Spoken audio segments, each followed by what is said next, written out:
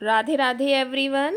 तो पुत्रदा एकादशी का व्रत हम 23 को करें या 24 को, ये सब अभी हम जानेंगे। चलिए मैं आपको बताती हूँ 23 को करना है या 24 को, कौन सी एकादशी अच्छी है। यानी कि 23 तारीख को हमें एकादशी, सावन की जो पुत्रदा एकादशी है वो 23 तारीख को रात को 2 बजे से शुरू होगी और सुबह 4:18 पे समाप्त हो जाएगी। तो हमें एकादशी जो है वो द्वादशी युक्त हमें 24 तारीख को मिल रही है, इसलिए हम एकादशी का व्रत जो करेंगे द्वादशी युक्त जो है वो सबसे अच्छी रहेगी। तो फ्रेंड्स, हम जो सुबह है स्नान कर लिया है मैंने और पीले वस्त्र पहन लिए हैं, और अब ठाकुर जी को मैं स्नान कराऊंगी। तुलसी पत्र जो कि पहले से ही तोड़ के रखा है। तो फ्रेंड्स, अब ठाकुर जी को मैं स्नान करा लूँगी, पहले जल से और फिर पंचामृत से, क्योंकि वो जिसमें कि हम दूध दही शहद वगैरह बनाते हैं वो हम तैयार कर रखा है मैंने। इस तरह से आप अलग अलग भी रख सकते हैं। और सावन में शिवलिंग की भी पूजा करेंगे, जो कि सावन की ये सोमवार को ही व्रत रखा जाएगा, जो कि द्वादशी युक्त है। 23 तारीख को जो वैष्णव होते हैं वो रखते हैं, और जो गृहस्थ जीवन होते हैं द्वादशी युक्त एकादशी करते हैं।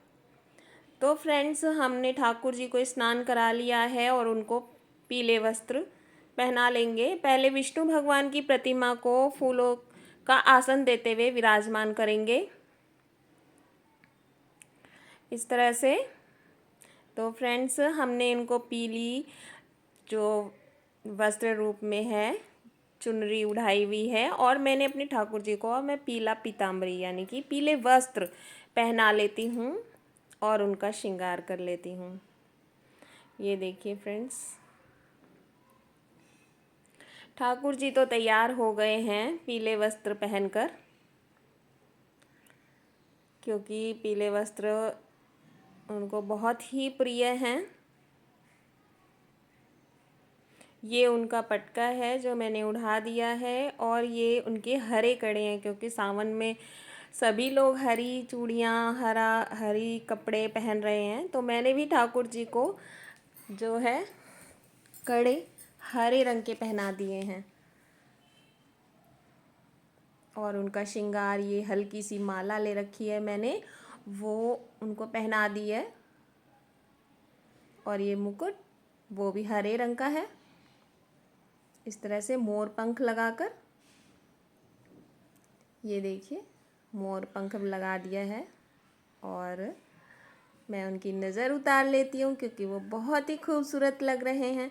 तो अब उनकी बांसुरी जो कि उनके पास रख देती हूँ, जो कि उनके बहुत ही प्रिय है। तो फ्रेंड्स, हम अब गणेश जी का भी आवाहन करेंगे, फूलों का आसन देंगे और गणपति जी को भी विराजमान करेंगे, और उनको भी तिलक कर लेंगे। गंगा जल से पवित्र करने के बाद सभी चीज़ों को अब हम उनको तिलक कर लेंगे।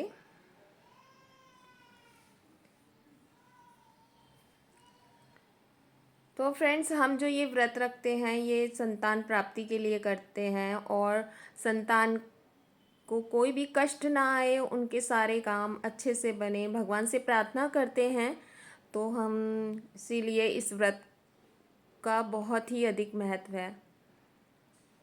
तो मैंने वस्त्र रूप में विष्णु भगवान को भी कलावा पहना दिया है, और गणपति जी को मैंने दूर्वा चढ़ा दी है, जो कि कष्ट हरता विघ्न हरता है। और ये केले का भोग, और ये खीर, मखाने की खीर, और थोड़े से जो तिल होते हैं वो मैंने दिए में डालकर अब मैं दिया जला लेती हूँ, और फिर उससे भगवान की आरती कर लेती हूँ। जो भी आपको आती है, पहले गणपति जी की करेंगे और फिर उसके बाद हम विष्णु भगवान की करेंगे, ठाकुर जी की करेंगे, और भगवान से प्रार्थना करेंगे कि मेरा ये व्रत जो है संपूर्ण करें।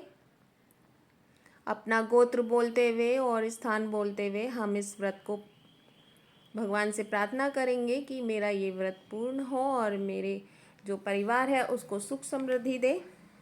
और मैं फूल और थोड़े से ये तिल ले लूँगी और इस बैठकर कथा सुन लूँगी भगवान की, और उनसे प्रार्थना करूँगी मेरा ये जो व्रत है वो पूर्ण करें। तो फ्रेंड्स, हम व्रत में जैसे कि हम कुट्टू के आटे की पूड़ियाँ वगैरह भी बना लेते हैं, कुछ लोग आलू दही भी खा लेते हैं, तो इस तरह से व्रत पूरा कर लेते हैं शाम के टाइम। और दक्षिणा ज़रूर चढ़ाएं फ्रेंड्स, जो कि पूजा इससे सफल नहीं होती है। और पूजा में रही कोई भी गलती हो, भगवान से प्रार्थना करेंगे कि उसको हम क्षमा करें। तो हम धूप दीप दिखाकर भगवान को, और फिर सभी को मैं दे देती हूँ, जिससे कि आपके घर में भी सुख समृद्धि आए। तो राधे राधे फ्रेंड्स, मैंने ये व्रत की जो संपूर्ण विधि आपको बताई है, आपको कैसी लगी आप कमेंट करके ज़रूर बताएं। और इसी तरह से जो कि कथा मेरी अगली वीडियो में आपको नेक्स्ट वीडियो में मिल जाएगी। तो फ्रेंड्स, आपको मेरी ये वीडियो कैसी लगी, आप सब्सक्राइब करें, लाइक करें, और मेरी जो जो भी गलतियाँ हुई हैं वीडियो में आप उसको कमेंट करके ज़रूर बताएं। राधे राधे फ्रेंड्स।